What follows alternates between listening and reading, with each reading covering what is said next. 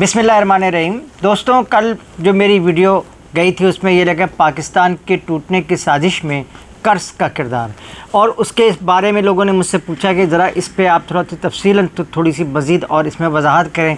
اور اس کی وجہ کیا ہے۔ تو ساتھیوں، میں پہلے یہ بتانا چاہتا ہوں کہ خلافت عثمانیہ کو بھی اسی طرح کے قرض کا سامنا تھا، اور یہ ساری جو انٹرنیشنل سینیریو اور یہ مختلف گروپس یہ سب بھی اس وقت بھی موجود تھے۔ اس کے علاوہ ہم اس پہ گفتگو کریں گے کہ ہمارے پڑوس میں بھارت میں کیا ہو رہا ہے، اور وہاں پہ پہلے G7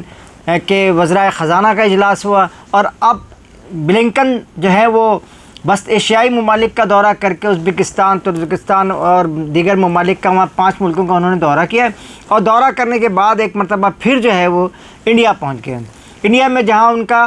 G20 کا اجلاس ہوگا۔ لیکن ان تمام چیزوں پہ ہم اس ویڈیو میں انشاءاللہ گفتگو کریں گے اور آپ کے سامنے بھی گفتگو رکھیں گے۔ لیکن دوستوں، معلوم یہ کرنا ہے کہ اس پاکستان میں اس وقت کیا ہو رہا ہے، یعنی پاکستان میں اٹھا پٹاخ اور عدالتوں کے چکر اور عدالتوں کی کارروائیاں، عدالتوں کے فیصلے، الیکشن ہونا ہے نہیں ہونا ہے، پاکستان کی عوام کے لیے پر جو ہے وہ وہی سلسلہ جو خلافت عثمانیہ کا ہم نے آپ کو بتایا تھا کہ ان پر بھی قرض زیادہ تھا، اور وہ مختلف ہیل و بہانے سے یہ بھی آپ کو بتاتا چلوں کہ یہ جو آپ کے ملک میں عدم استحکام کا سلسلہ ہے، یہ بھی IMF کی شرائط میں سے شاید ایک شرائط ہے۔ اس لیے ہمارے حکمران بھی اور اپوزیشن بھی دونوں اس بات میں بالکل جیسے اکھاڑا لگا ہوا ہے۔ ملک کیا ہے؟ یہ اکھاڑا ہے سیاستدانوں کا، جہاں سیاستدان جو ہے اپنی سیاست کو چمکانے کی کوشش کر رہے ہیں۔ لیکن اس کے آگے میں بتاؤں کہ آپ کے پڑوس میں کیا ہو رہا ہے۔ ابھی چند دن پہلے وہاں پہ G7 کے وزرائے خزانہ کا اجلاس ہوا۔ اس وزرائے خزانہ کے اجلاس میں جو ہے اس بات کو طے کیا جانا تھا کہ ہم نے روس کے اوپر مزید پابندی لگانی ہے، لیکن اس میں کوئی فیصلہ نہ ہو سکا، جس کے بعد جو ہے انتھونی بلنکن جو ہیں وہ دوبارہ جو ہیں وہ وسط ایشیائی ممالک کے بھی گئے ہیں، اور وہ جاپان بھی جانا چاہ رہے تھے، اور وہ دیگر 1-2 ممالک اور بھی جانا چاہ رہے تھے۔ لیکن بھارت میں ہونے والے اس اجلاس کو اٹینڈ کرنے کے لیے، بھارت کے اس اجلاس میں شرکت کے لیے وہ بھارت چلے آئیں گے، اور بھارت میں اجلاس سے G20 کا اجلاس شروع ہو رہا ہے۔ اس کے ساتھ ہی انتھونی بلنکن جو ہے وہ امریکہ جو ہے اس بات کی بھی کوشش کر رہا ہے کہ اس اجلاس کے فوری بعد جو ہے کوواڈ کا اجلاس ہو۔ لیکن کوواڈ کے اجلاس میں ایک رکاوٹ یہ پیدا ہو گئی ہے کہ جب G7 کے اجلاس میں یہ فیصلہ نہ کرا سکا جاپان کی سربراہی میں ہوا تھا G7 وزرائے خزانہ کا اجلاس، جب وہ اس میں فیصلہ نہ کرا سکا تو اب ان کے وزیر خارجہ نے ایک معمولی سی عذر پیش کیا ہے کہ جی وہ ہمارے ہاں جو ہے وہ پارلیمان کا اجلاس، کمیٹی کا اجلاس ہو رہا ہے، جس میں میں مصروف رہوں گا، جس کی وجہ سے میں اس اجلاس میں شریک نہیں ہو سکتا، جس کی وجہ سے آپ کوواڈ کا اجلاس تو شاید خطرے میں آ گیا ہے۔ لیکن یہ G20 کا اجلاس یا یہ دراصل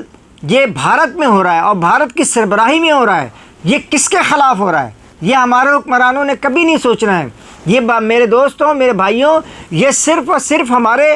پاکستان کی عوام کو دکھ درد ہے۔ انہیں تو بس یہ درد ہے کہ وہ ان کو گالیاں دے رہا ہے، وہ ان کو تبرہ پڑ رہا ہے، وہ ان کے خلاف محاذ آرائیاں کر رہا ہے، کبھی عدلیہ میں، کبھی ضمانتیں میں، کبھی الیکشن میں۔ یہ آپ کو چکر میں گھمایا ہوا ہے،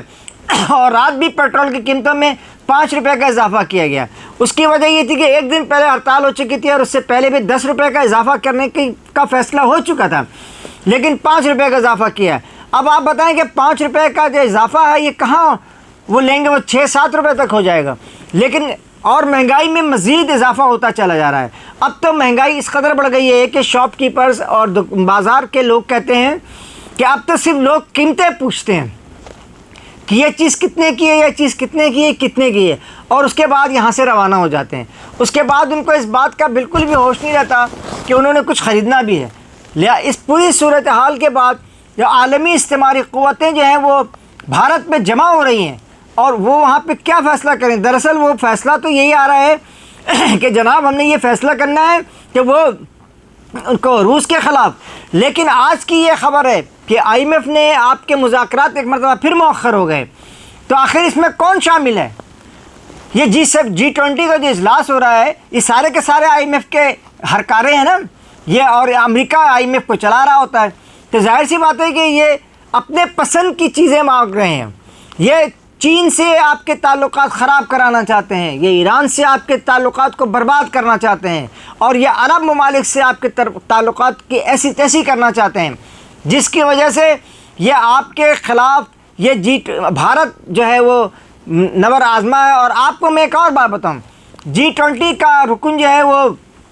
متحدہ عرب امارات بھی ہے، وہ بھی اس میں شریک ہو رہا ہے، اور اس بارے میں یہ کہا گیا ہے کہ متحدہ عرب امارات جو ہے وہ اس وقت کشمیر میں، مقبوضہ کشمیر میں سرمایہ کاری کے سلسلے میں بھی کچھ پیش رفت آگے بڑھے گی۔ یہ ساری چیزیں جو ہے نا آپ کے ملک کی تباہی اور بربادی کا سامان کیا جا رہا ہے، اور اب آپ یہ بتا رہے ہیں کہ جناب کہ جی ہم جو ہے وہ IMF سے ہمارا معاہدہ ہو جائے گا۔ IMF سے آپ کا معاہدہ ہو جائے گا تو پاکستانیوں کا کیا ہوگا؟ کچھ بھی نہیں ہوگا۔ آپ کو میں ایک بات آج اس فورم پہ بتا رہا ہوں دوستوں، کہ جب IMF کا سے ہمارا معاہدہ ہو جاتا ہے اور ان سے ہمیں مال ملنے لگتا ہے، تو دبئی میں زمینوں کی قیمتیں، دبئی میں رائل اسٹیٹ کی جو سرگرمیاں ہیں وہ تیز ہو جاتی ہیں، اس لیے کہ طالبان نے کہا ہے نا آپ کے بارے میں، آپ کے ہمارے حکمرانوں کے بارے میں طالبان نے کہا ہے کہ محترم یہ پیپلز پارٹی یا نون لیگ کے لوگ، تم لوگ پاکستانیوں کے ٹیکس سے چوری کیا ہوا پیسہ جو ہے وہ جا کر کے دبئی میں خرچ کرتے ہو، اور لندن میں اپنے محل بناتے ہو، اور امریکہ میں اپنے سرائے محل تعمیر کرتے ہو، لہٰذا یہ ساری چیزیں آپ کو IMF سے پیسے ملنے سے آپ کو کوئی فائدہ نہیں ہونے والا نہیں ہے۔ آپ کے پیٹرول کی قیمتیں بڑھتی جائیں گی، آپ کے ڈالر کی قیمتیں آج سے پھر بڑھنی شروع ہو گئی ہیں، آپ کا اسٹاک ایکسچینج ہے آپ کا پھر ڈاؤن ہوتا چلا جا رہا ہے۔ یہ ساری صورتحال، یہ ساری تباہ کاریاں، اور اسٹیٹ بینک بالکل تلا بیٹھا ہے، 2% اور کرے گا، اور 19 سے 20% آپ کا جو شرح سود ہوگا۔ اس کے بعد یہ جو سود جب ادا کرنے کے لیے کوئی قرض لینے والا جائے گا تو یہ 40 سے 45% ٹیکس یہ سود ہو جائے گا، اور اس پہ پھر کمپاؤنڈ، اور اس پہ بھی ہڈن، اور اس پہ فلانا اور دھماکہ۔ ان پوری صورتحال میں آپ بتائیں کہ اگر ایک بزنس مین یا ایک تاجر و صنعت کار، ایک عام آدمی اگر اپنی ضرورت کے لیے 1 لاکھ روپے لیتا ہے تو اس کو 40,000 روپے جو ہے اس پہ جو ہے وہ اس کو سود ادا کرنا پڑے گا، یا 35 سے 40,000 روپے جو ہے نا اس کو سود ادا کرنا پڑے گا، تو اسے اس سود کا فائدہ کیا ہے؟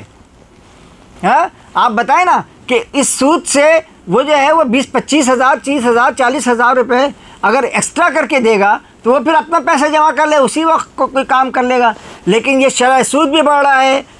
بجلی کی ریٹس بھی بڑھ رہے ہیں، گیس کے ریٹس بھی بڑھ رہے ہیں، گیس ہے نہیں، گیس کے ریٹس بڑھ رہے ہیں۔ آپ ذرا اندازہ کریں اس ملک میں گیس نہیں ہے، اور دوسری طرف عالمی دنیا جو ہے، پوری دنیا جو ہے وہ آپ کے خلاف ایک اتحاد بنا رہی ہے۔ کوواڈ کا اتحاد وہ پاکستان کے خلاف ہے، وہ چین تو صرف ان کو دکھانے کے لیے، چین کا نہ انہوں نے اب تک کوئی بگاڑ سکے ہیں نہ بگاڑ سکیں گے، اس لیے وہ پاکستان کے خلاف ہے اور پاکستان کی سلامتی کے خلاف ہے۔ اس لیے اس تمام عوام کو اس بات پہ توجہ رکھنی چاہیے، اور ایسے حکمرانوں سے جو ملک کی بقا و سلامتی کو داؤ پہ لگانے کی کوشش کر رہے ہوں، ان سے نجات کا کوئی نہ کوئی ضرور راستہ نکالنا چاہیے۔ اس کے ساتھ ہی قاضی جاوید آپ سے اجازت چاہتا ہے۔ اللہ نگہبان۔ مجھے یقین ہے کہ آپ میری ویڈیو کو سبسکرائب بھی کر رہے ہوں گے اور آپ میری ویڈیو کو دیکھ بھی رہے ہوں گے۔ اس کے ساتھ ہی یوٹیوب کا بھی شکر گزار ہوں جو ہماری ویڈیوز کو زیادہ سے زیادہ ریلیز کر رہا ہے۔ اللہ نگہبان۔